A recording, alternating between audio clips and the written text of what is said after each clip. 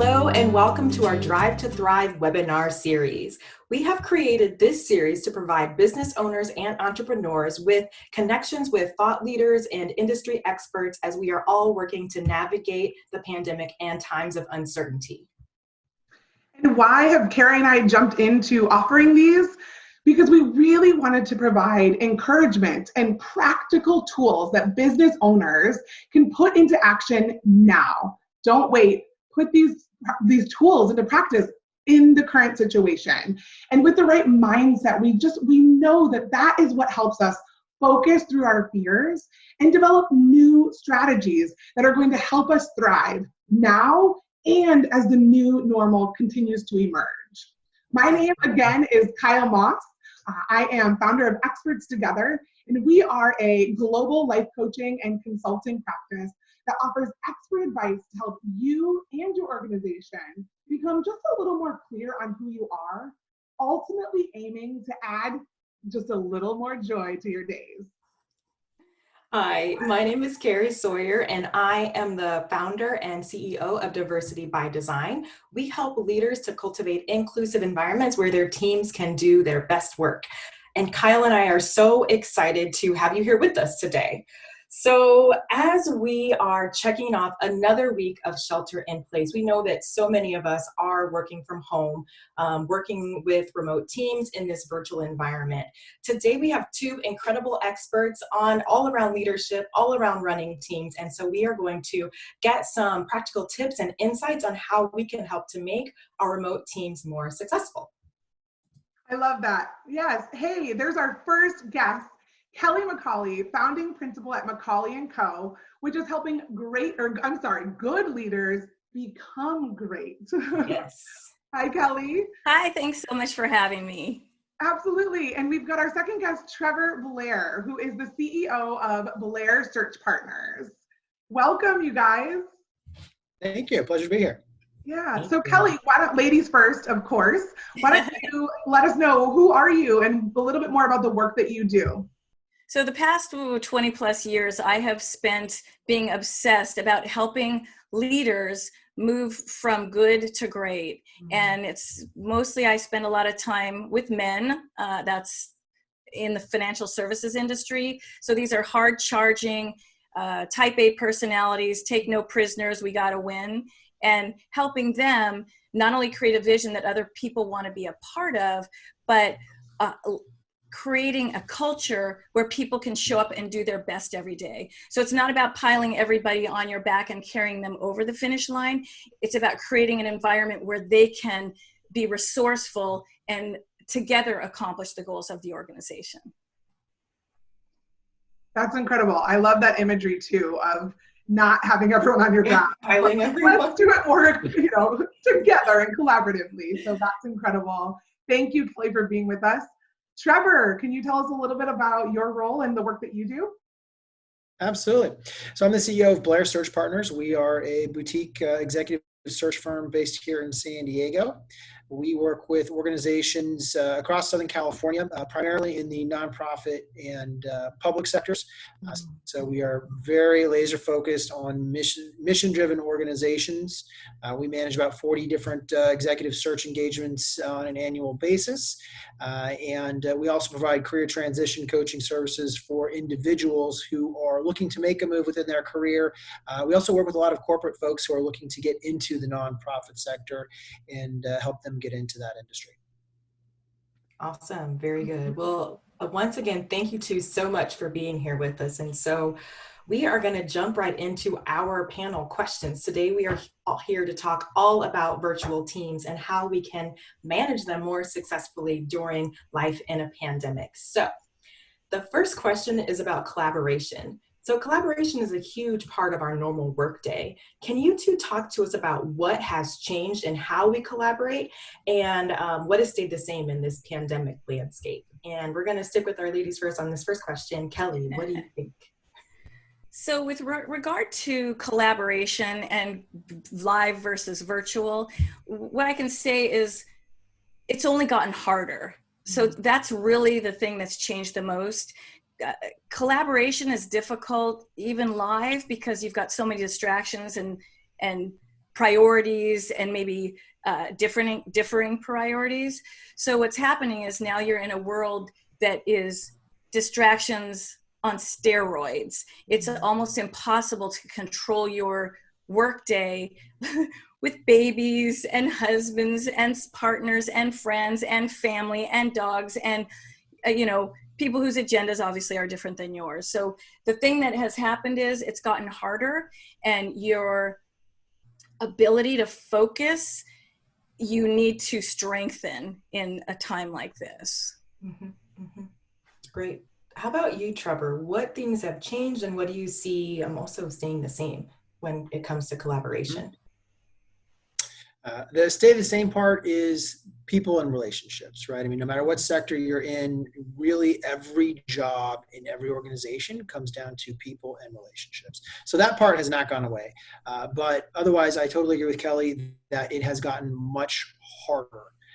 We have to be, and I'll talk about this later on as well. I think it's kind of going to be a recurring theme in this conversation. But you have to approach everything with more intent, because we cannot just assume that we're going to bump into our colleagues in the office. We can't assume that we're going to see our clients at events as on a basis like we normally do. So much of our work and our communication and our relationship building, we don't have to think about, because it just happens because we're going to be in the same physical space as folks. That no longer happens anymore. So we have to be very intentional about reaching out, scheduling the time. But when it comes to working with our own teams, it also means that we have to, we can't forget the relationship building part of communication, because I know for myself in particular, on the phone and on a virtual platform, I just jump straight into business, right? It's just now, I'm using a work tool, it's a work platform, so we're going to talk about work. And it's too easy to fall into that trap of hyper productivity. Oh, because we're virtual, I'm so much more efficient now, right? So what used to be an hour-long meeting, I can get done in 20 minutes. Well, I think we have forgotten that in an hour-long meeting, even though 15 or 20 minutes of that, bookend it, start and finish, might be just chit-chat, there's still a lot of value in that chit-chat, because that's where we connect as humans and establish relationships and whatnot. So that we can't forget about. And so I realized, back in March when we first started doing all of our team meetings virtually, that I needed to be less business-like and more like I normally am in a team situation. And normally when I'm talking to somebody, I'm not going to launch right into work immediately, right? I mean, talking about, hey, how was your weekend? How are your kids, right? I mean, connecting as humans first, then we talk about work is the way conversations typically happen in person. We can't forget that. And let's not forget the human factor when we're communicating virtually. Yeah, I'm shaking my head in so much agreement with what you both said. I love the idea of being really intentional and almost rediscovering the human side of us, right? We maybe took it for granted a little bit when there was that organic meeting of people in the hall or someone from another team even, right? So yeah, I think that's all. And it goes really well with my question, which is next, is as leaders of your team, right? As management, we know that leadership is so critical to the success of engaging your team. So what can managers, and maybe you can use personal examples, what have you done to really incorporate that human side with your team? Or, really motivate your team from home to, like you said, be human with each other, but also still be productive? What are the tips that you've got for people to kind of melt those two things together, productivity and the human side, especially now from home? Mm-hmm. Do you want me to start? You want to take that? Okay, yeah. Yeah. So first thing is you have to start with yourself as a leader. You might be considered a manager in your role, but make no mistake, you are leading all of the time, and managing is just one piece of it. So all of your team is looking at you and to you for comfort. They're looking to you and at you for direction. And in this kind of a crisis situation, the direction has to be more specific than you normally would do with your people, because remember, they're working from distraction overload. there's a lot of anxiety. People are having survivor guilt. People are having financial fears running through their head. What if this company doesn't make it? Oh my gosh, the baby's crying in the room next door and my boss is on the line, et cetera, et cetera. I mean, we could spend a whole hour on what are your distractions, if people were listening. So the point is, what calms people down is actually activity. So taking actions on the things that will move you closer to your goals. So that's one piece of it. And so as the leader, you've got to readjust your expectations of productivity. Like we started this out saying, what's different with collaboration? It's a lot harder. It takes a lot longer. And so what you need to do is as a leader, be clear about what is the minimum expectation for success from my team. And you might have to customize it per person, because Kelly's a workhorse. Trevor, he takes no prisoners. He's going to be beating Kelly. And not literally, but going so quickly that she's in the dust. But then there's other people that it's harder for them to process this. So it's taking them longer. So as a leader, being clear about your expectations, dialing them appropriately in per person. And the next piece of it is, I'm going to double down on what Trevor said, which is communication. Communication until you're sick of hearing yourself speak. And in a variety of forms, not texting, not emailing, but Zooms once in a while, phone calls once in a while, and then do texts and emails as well. So the productivity piece of it, most importantly, is about being clear about your expectations, communicating those expectations, getting feedback on progress on the activities that will align with the expectations, and customizing what am I expecting per person, and not that you're favoring, but that, there are people who frankly are on maybe a hair trigger emotional journey right now. And so being mindful of that. And so that's my thoughts on that front. So Trevor, I'll toss it over to you. Sure. And I'm going to echo a lot of what Kelly just said.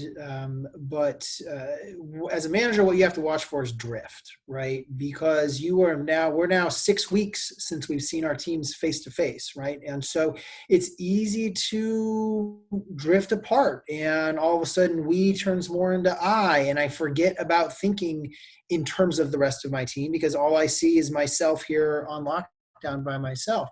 As a manager, when I also talk about drift, it's drift in their level of engagement, right? Are they still as tuned in and plugged in as they were before we went into lockdown? And that's hard.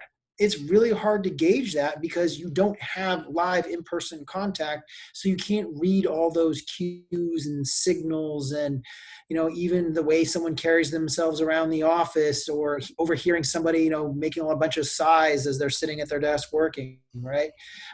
It's harder to gauge the team's level of engagement. And it's also harder to manage their work product, especially if you're in a knowledge-based business like we all are, right? I mean, we're not making widgets, so we can't see the quality, are their widgets still as good as they were before we went on lockdown, right? Our recruiters work pretty independently. They manage their own portfolio of clients, and they are empowered to own that client relationship. I'm not on the phone every day with every single organization saying, "Hey, are we doing a good job? Or is the team doing what they said they would do for you?" Right? So, I have to really be that much more attuned when we have team meetings, and to listen and look for the cues to make sure that people are still engaged and motivated and heading in the right direction. We've tried to talk about goals and objectives a little bit more. So I start each team meeting with, here's what I'm working on this week. Here's what I could use your help with. And this is what I want to get done. And every team member does the same, so that firstly, we're all on the same page. Expectations are set, and everyone gets a reaffirmation that everyone's pulling their weight, right? Because again, talking about drift, right? It could be real easy to just sit at home and do Netflix all day. But if you are laying out your own goals and objectives, and then we have team meetings on Mondays and Wednesdays, and you have to report back on how are you going against what you stated on Monday, right? So keeping focused, keeping goals and objectives and tangible deliverables in mind is really important during this time. I want to add to what you said, Trevor, just some resources, if that's okay. So with regard to accomplishing activities, right? You want to go granular. So here's our objective. This is what we're trying to do. We're trying to get more people, the right fit into companies for Trevor's organization. For me, it's how do I help leaders have their next in line leaders step up and be making more outreaches. So you get into what if the goal is to get more people into companies or get the mid-level managers to make more connections, then you just go down into, okay, well, what's the activities? How many touches per day? Trevor, you're already doing it by asking your client, how's it going? Are you being communicated with as in the manner that you would expect? But also asking your team to set their own. So how many touches per day for you to get what you need to satisfy our customer? And then you can be paying attention to the metrics, and that's how you can see whether people are going into drift. And then my final point before I give you the resources is with regard to engagement. And if you feel like people are drifting, ask them what would help you get more engaged. So people are really good at crafting their own solutions. They know themselves better than anyone else. So I would recommend that to anyone who's watching this, is go and talk to your team members, knowing that people are also vulnerable and they don't want to look like they're not a team player or that they have a weakness. So you've got to ask them in a way that makes them feel like, okay, I'm not exposing something that could cause me to be a liability or would be a negative against me into the future. But as far as the books, okay, there's, it's called 12-Week Year. And so that's a planning, which would be great for people right now. If you don't have a planning process, that's a great planning process. There's also something called One-Page Business Plan. And those two books will be very helpful with regards to creating that overarching vision. You might already have it. And then what are the strategies that will get us to accomplish that vision? And so what are the objectives that link to the strategies, and then down to what are the tasks? So working on the tasks in the granular. And one more thing is measuring progress. Okay, I meant to do 10 calls today, or plug in 15 reports, but I did 8. So when you're working with your team, measure progress versus big wins, because especially in a time like this, progress might be the only thing you could measure, right? I made calls, I was able to do this, and then people feel like, okay, I'm doing stuff aligned with the mission, the strategies, and the goals. Great. And the Progress Principle, that's the book by Teresa Amable, Progress Principle. Great. Thank you both. And thank you for those resources. I actually just jotted down before you offered those up, like what are some resources that people can use? And so having those frameworks to help people like both structure their day and kind of see how they can march forth, I bet would be definitely helpful. I want to drill into a little bit more of the manager side of this and understanding their team and how to get the best out of people right now, because we know that we talked about it a little bit earlier. Management is a skill and it's difficult, and a lot of managers aren't good managers. We know that people lead teams because the manager a lot of the time, right? That's what the data says. So if you are managing people and you've been able to be hands off in this situation, I feel like that is not going to fly anymore. And all of a sudden you find yourself having to like be a high touch manager. How do you make that transition? What are things that you can do to make sure that you are engaging with your team, and not just engaging and managing with them? And then also, do you have any resources for a person who's like, I know that I might not be the strongest manager and I want to change that? Especially now when my team needs me more than ever and in more ways than ever as well. I would say now is a perfect time to start working on that. If we were not in a lockdown situation and all of a sudden you decided, you know what, I need to change my management style, and all of a sudden you come back to work the next week and you start implementing all of this new stuff, it's going to seem pretty phony, right? And your team's going to feel like, oh, Trevor just must have read a new management book and now he's trying out all these. This is a unique opportunity because none of us have really been in this situation before. So it's like hitting the reset button for anybody. So if you need to reinvent yourself as a manager, this is the perfect time, because it will be perceived as, oh, this is Trevor adapting to the new environment. This is not Trevor trying to implement his new whiz-bang management strategies on us.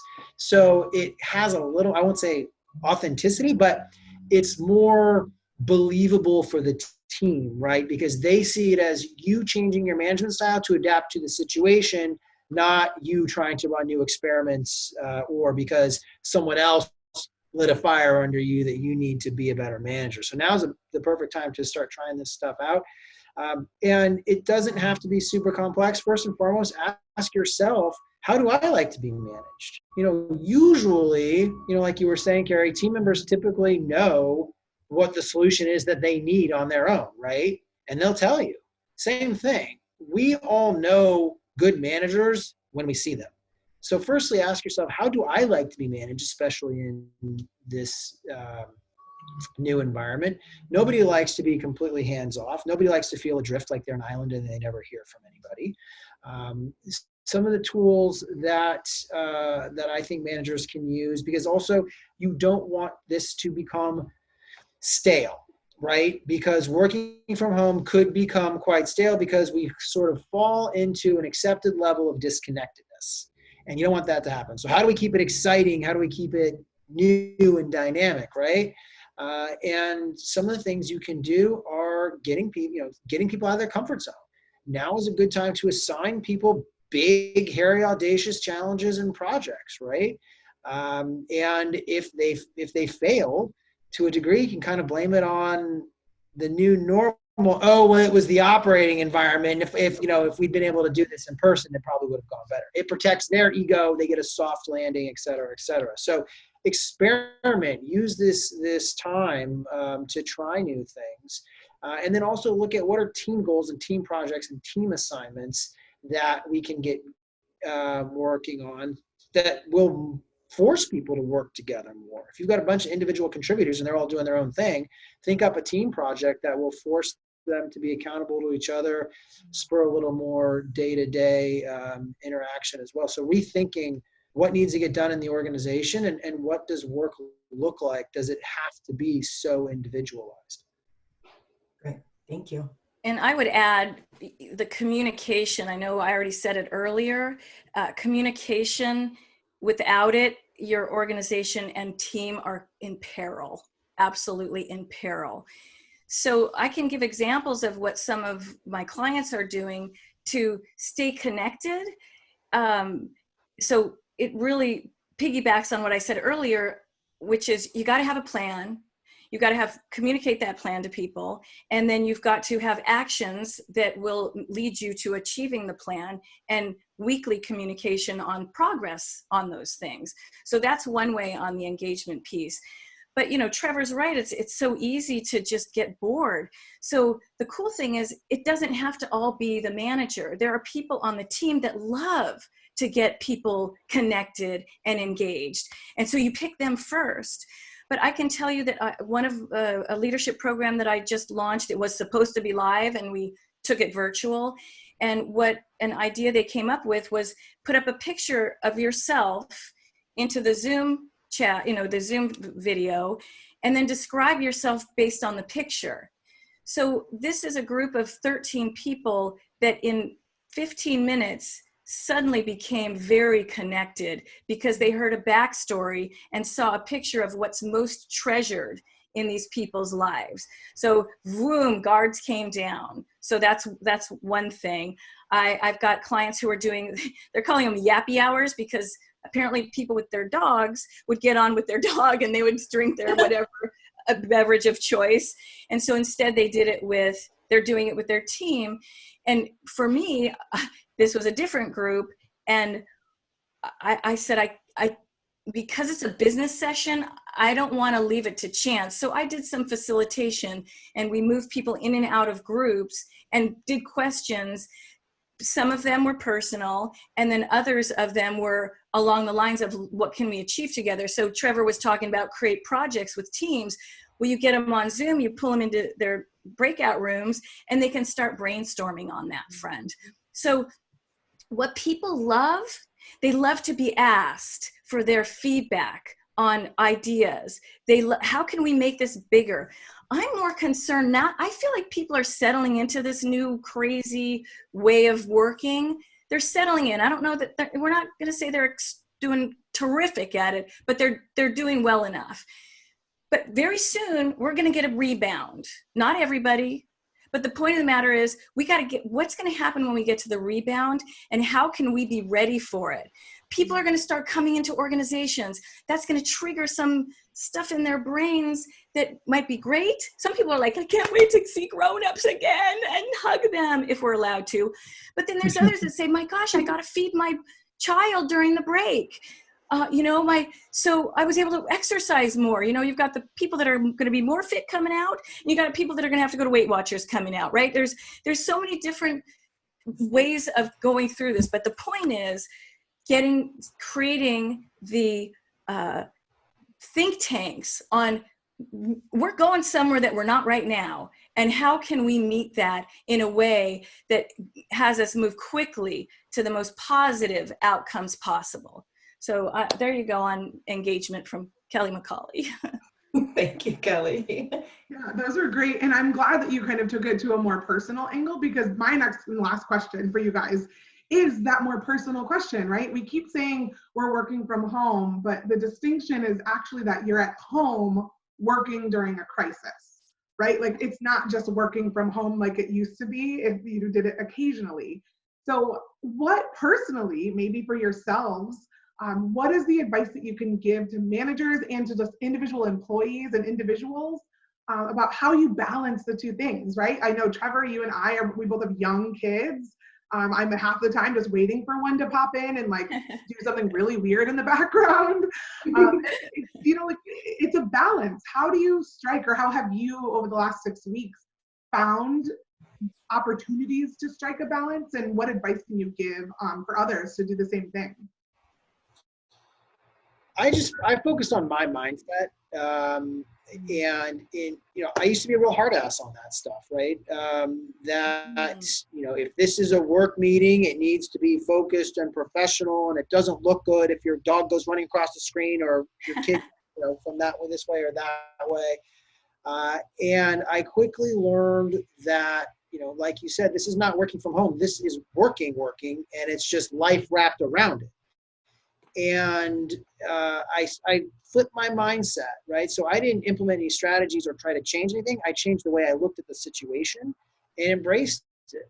And let's use this as an opportunity to be real and realize that when you work with someone, or you hire someone, or someone's on your team, you're not just hiring the professional Kyle Moss. You get all of Kyle Moss, right? So let's acknowledge that, embrace that, and it actually, use it to your advantage, because it helps you get to know each other much better, and it makes communication better, and that makes work outcomes and work product much better.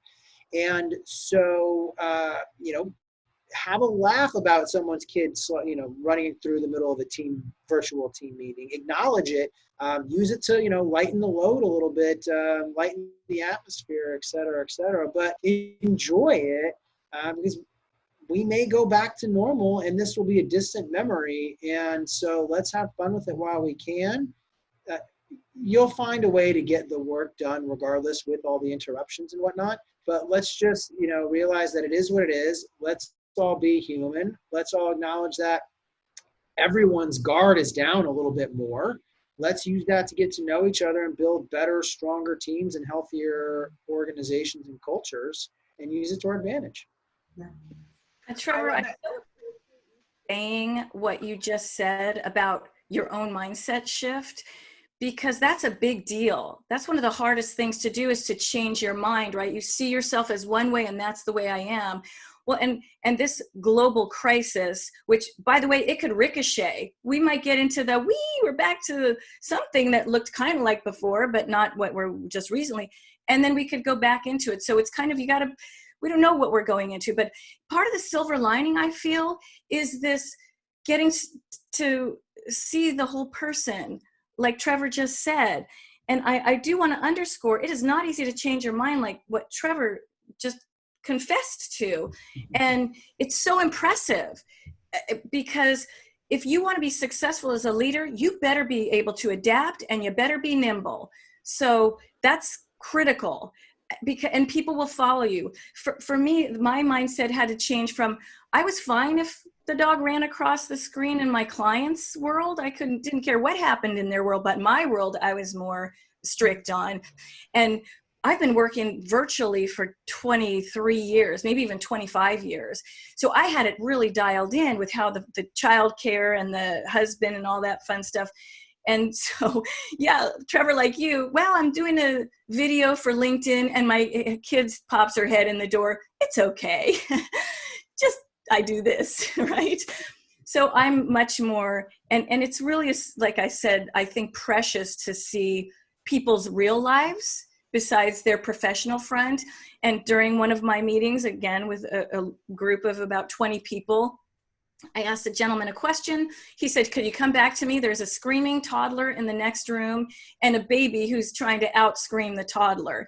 And right at the end of the meeting, so we came back to him, but at the end of the meeting, I just looked down, like I have to do a click on something, and I looked up, and there, so I've got the Zoom, all the faces up there. There in front of me is him with this little baby in a diaper, and he's got the bottle in her mouth. And it was like, oh, I'm so in love with this father, right? Because, so that's the really cool thing about, this awful thing. And I do want to say to Kyle, we've all been through crises before, but this was one after another after another. This was not, okay, we've got to go, and I'm not going to go into all of them because it starts stressing me out just to name them all. But, we'll start with the virus, and then we've got Iran and Saudi Arabia fighting over oil, right? Can you say negative $37 a barrel? What?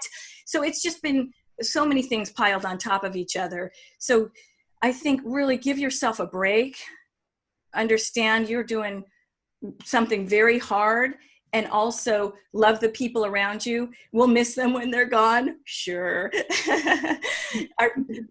I'm kidding, but I know I'm going to miss my daughter when she goes back to school. But boy, I will get more stuff done. Now I just have to log more hours, really, is how I'm getting more stuff done. Mm-hmm. Yeah, I love what you both shared, and just this idea of it comes back to that grace that we're giving ourselves and that we are also giving each other. And this another kind of saying that I heard, we're all in the same boat here. Well, really we're not. We're all in the same tide. Everyone is in their own boat, having a different experience. And so getting to see glimpses of that as we all are human on Zoom. I know that on some of our other webinars that we've done, we've all given the disclaimer, we don't know what's going to happen. But that's actually okay, because this is the office. This is the new norm, and that is the new norm as far as virtual teams and meetings go, giving people space to bring the other parts of themselves into this work sphere that we're in. So thank you both for your insights on that. And so our last question is on the lighter side and the human side. We wanted to hear from both of you. What is the funniest thing that you've encountered since this work from home culture started, and how can we really use humor to help us get through our days and get through this pandemic as we're, staring at these screens? So would love to hear what the funniest thing is that you've seen. Trevor, you go. You had a laugh. We're like, oh, there's a story there. Yeah. And, as Kelly mentioned, it's not just an economic and work crisis. It's a whole bunch of other stuff.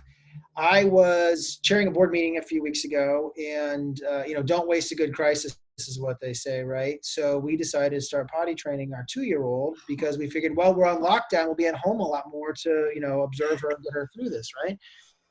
So I am obviously in the office now, but was leading this board meeting on Zoom from home. She was supposed to be napping. For some reason, figured now is a great time to interrupt Dad. My wife was errands.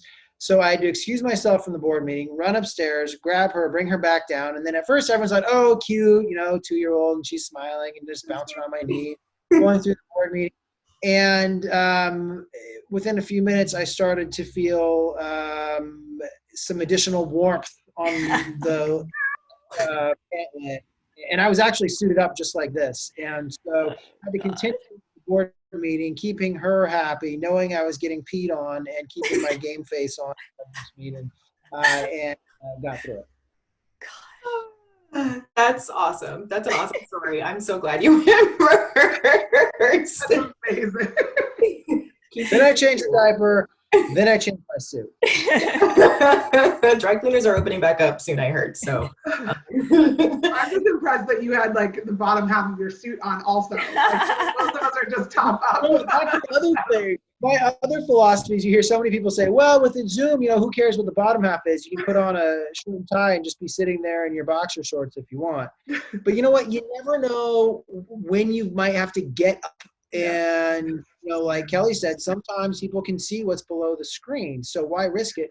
The other thing is, every jacket comes with a pair of pants. If you're going to put the jacket on, you may as well put the pants on. It's not that hard. So I look at it as an insurance policy. You may as well wear the whole suit. You paid for it anyway. You're a practical man, Trevor.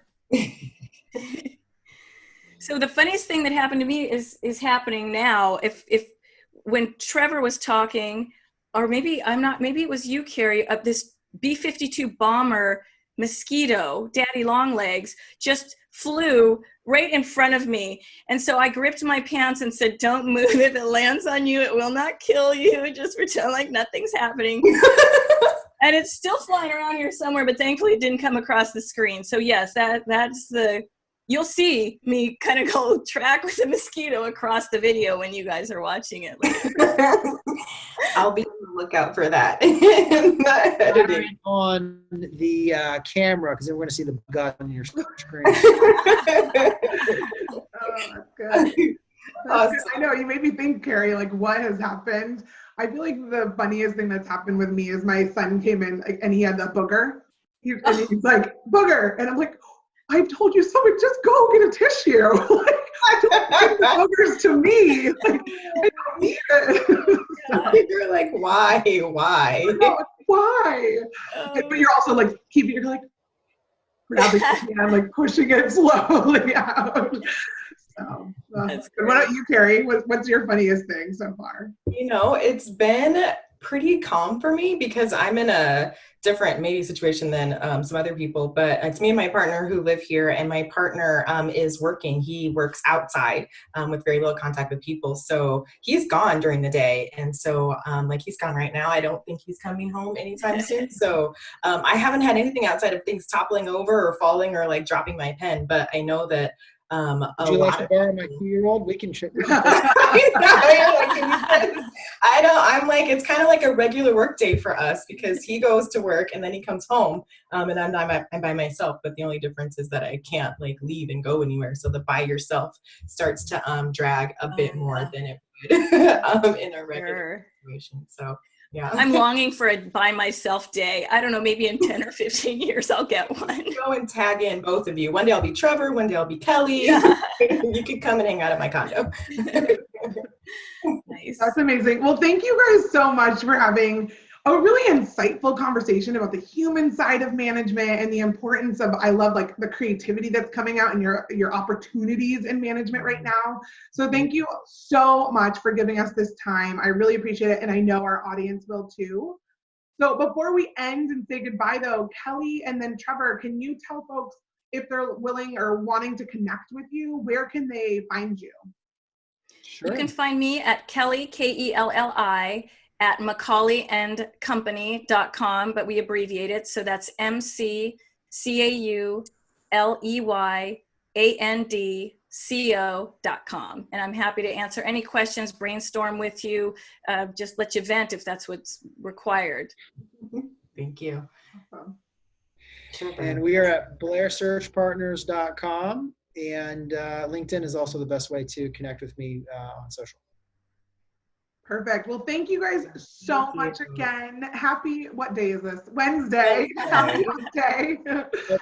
Wednesday. Every day's Monday, I say. Thank you so much. I really appreciated being a part of this. Nice to meet Kyle and Trevor, and great to see you as always, Carrie. Thank you. Bye, you guys. Trevor. Bye. Thank you so much. All right. Well, thank you everyone so much for watching our Drive to Thrive webinar.